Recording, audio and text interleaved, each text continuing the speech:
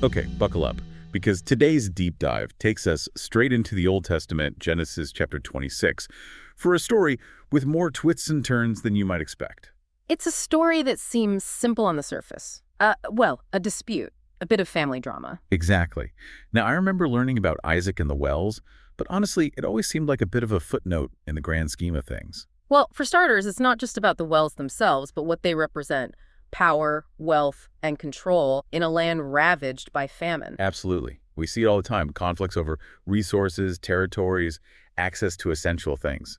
It's like this story is tapping into something fundamental about human nature. Exactly. And then there's the whole, father, son aspect. Both Abraham and Isaac pull the same rather audacious move, passing their wives off as their sisters out of fear. Okay, that's a fascinating angle I hadn't considered. It's like this repetition of deception forces us to confront some uncomfortable questions about these patriarchs, doesn't it? It's a question that theologians and scholars have been grappling with for centuries. But for our deep dive today, it's essential to acknowledge this pattern because it sheds light on the complexities of these characters and the difficult choices they faced. It reminds us that these aren't just perfect heroes in a storybook, but real people wrestling with doubt, fear, and the very human desire to protect what's theirs. Precisely. And speaking of protecting what's theirs, let's talk about those wells. Each well Isaac digs becomes a flashpoint, a symbol of the escalating tensions with Abimelech's people. Oh yeah, the names. Esek, meaning quarrel, Sitna, meaning enmity. He wasn't exactly going for subtle there, was he? Not at all. In ancient cultures, names held immense power. They weren't just labels, they reflected a person's character, a place's history, or in this case, the escalating conflict over these vital resources. Wow, that's such a powerful image. It's like with each name he's saying, this isn't just about water, it's about respect, it's about my right to be here. Exactly. And it highlights how deeply intertwined these physical resources were with their sense of identity, security, and standing in the community. But then, just as the tension reaches a boiling point, there's a shift. Isaac digs another well and names it Rehoboth, meaning spaciousness.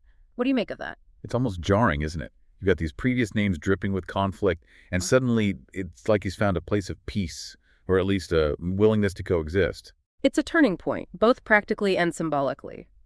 Rehoboth represents not only a newfound abundance of water, but also a shift in Isaac's perspective. It's a glimmer of hope, right? Like maybe they can move beyond this cycle of conflict. But then I'm remembering that Isaac eventually packs up and leaves the area. So it's not exactly a storybook ending, is it? No, it's not. But it's important to remember that Isaac's departure isn't necessarily a defeat. It's more of a strategic retreat. You see, his success with the wells, his growing flocks and herds, had made him incredibly prosperous. So it's like that saying, the nail that sticks out gets hammered down. His very success forced him to seek a less hostile environment. Precisely. And this is where the story takes another intriguing turn, one that reveals a lot about ancient diplomacy and the delicate balance of power. Because Isaac's departure doesn't end the story. In fact, it paves the way for a remarkable peace treaty with Abimelech. A peace treaty. Okay, so we're not just talking about a casual handshake and a promise to share the water here. This is the ancient world equivalent of a high-stakes summit, right? Absolutely. And the details of this meeting are really telling. Remember Ahuzath, Abimelech's close advisor, and Phicol, the commander of his army? They're both present for this treaty negotiation. Wow, so it's not just Abimelech strolling out to the well for a chat. They're bringing the big guns, or at least the big negotiators, to hammer out this agreement. What's the message there? It's a clear signal of how seriously they're taking Isaac. It's like they're saying, look, we recognize your strength, your prosperity. Even if it makes us a little uneasy, we're not going to mess with you. This treaty wasn't built on naive trust or brotherly love. It was a strategic alliance rooted in a very real understanding of the balance of power. Which, let's be honest, is probably a more stable foundation for peace in a lot of cases, right? I mean, hoping for the best is great, but sometimes you need a little leverage to get everyone on the same page. Absolutely. And it's fascinating to see this very human, very pragmatic approach to conflict resolution playing out thousands of years ago. It reminds us that these challenges, competition over resources, the desire for security, the need to find ways to coexist despite our differences, they're woven into the fabric of human history. It's like this story is holding up a mirror, isn't it?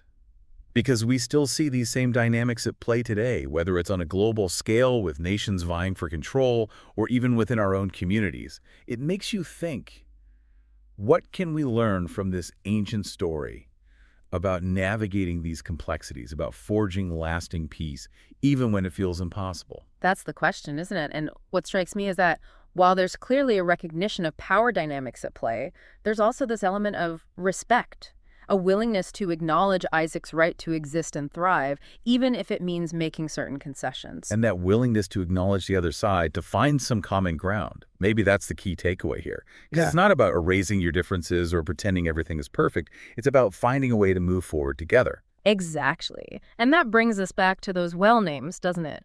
Because after all the conflict, after all those names etched in frustration and resentment, we end with Rehoboth, spaciousness. It's a powerful reminder that even in the midst of these age-old struggles, there's always the possibility for a different kind of ending, one where there's room for everyone to flourish. I love that. It's like even when things seem bleak, there's always that potential for growth, for reconciliation, for finding a way to create a more spacious future. But, thinking about those well names, it makes me wonder about the power of names more broadly. I mean, today we name everything, our cars, our Wi-Fi networks, our pets. Do you think we're still trying to exert some kind of control, to tell a story, to maybe even influence outcomes just through the act of naming? It's a fascinating thought, isn't it? Because names have always held a certain power, a way of shaping our understanding of the world around us. Think about the names we give to movements, to organizations, to even our own children. We imbue them with meaning, with hopes and dreams, with our own values and aspirations. It's like we're trying to impose order on the chaos, to make sense of the world, even to influence it in some small way through the very act of naming.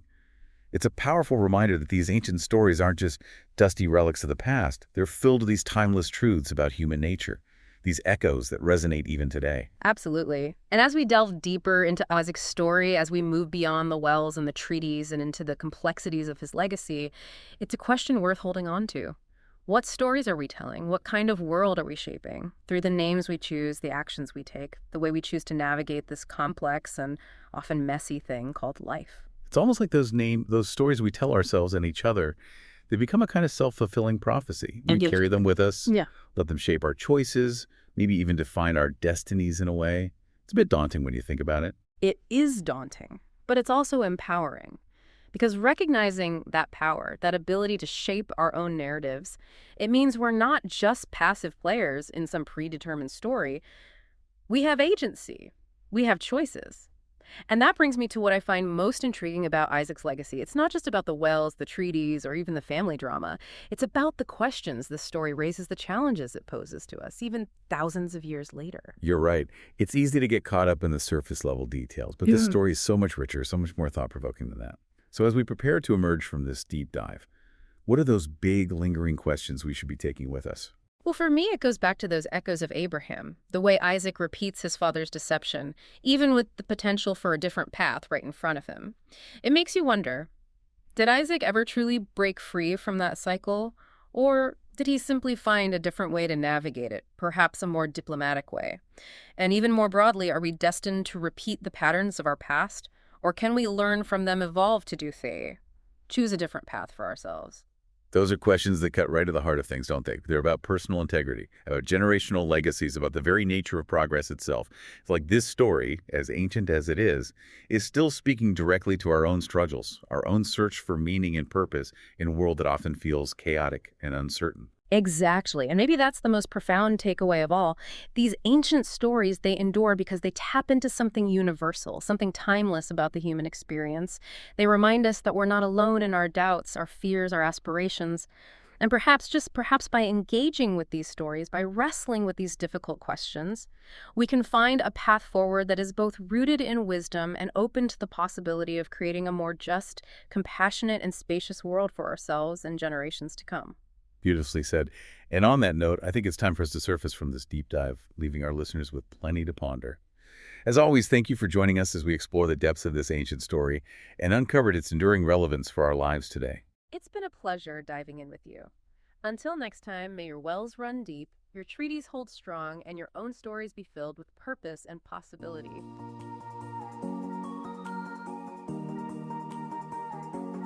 Thank you for spending this time with us. Toby, Eleanor, and our team of researchers are working hard to produce more episodes. If you value what we're doing here, please consider subscribing and sharing the word. Additionally, our podcast RSS and Patreon links can be found below. Listener support is what makes our work possible. Join us next time for another deep dive. God bless.